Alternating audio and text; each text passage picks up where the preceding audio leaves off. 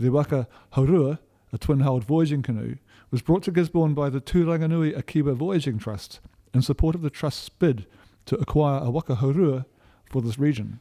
The 100 or so dolphins that glided alongside Voyaging Waka Haunui was the highlight for the crew who sailed from Gisborne to Auckland last month, says Turanga Ararau student Ihaka Wharepapa. It was heaps of them. on both sides. Couldn't even count them. No, too fast to count. Mr Wharepapa was one of 4 Gisborne and East Coast crew that included Turanga Ararau students Juanita Harihana and Sheldon Barbarich. They joined the rest of the 11 crew members for the last leg of the Haunui's circumnavigation of New Zealand. For those who haven't even been on a boat before or on a voyaging canoe, to have the confidence to go out onto the open ocean and experience that, that's fantastic. Crew were rotated through 4-hour shifts with half-hour turns at each task. They took turns to catch a few hours sleep in the quarters down in the waka's hulls.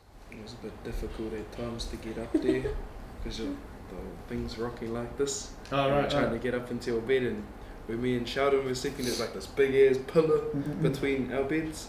And it's like this much space to get onto your bed. This much to get So you had to make a bit of a leap of faith. The Trust needs to raise $1.1 million to build and operate a 22-metre fiberglass twin-hulled waka with timber decks, which it wants to use as an educational tool for Tairāwhiti youth.